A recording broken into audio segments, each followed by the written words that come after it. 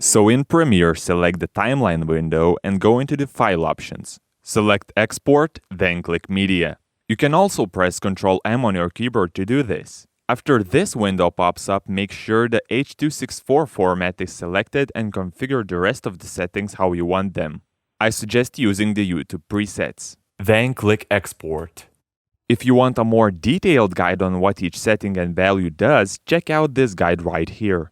If you have some clips after your actual edit, those will be included in your final video as well. To avoid this, you can either delete them or set in and out points. These will determine the start and end of your video. To do this, go to the start of your video and press I on your keyboard. Then go to where you wish the end of the video was and press O. Now when you export, Premiere will set your in and out points as a default video start and end points.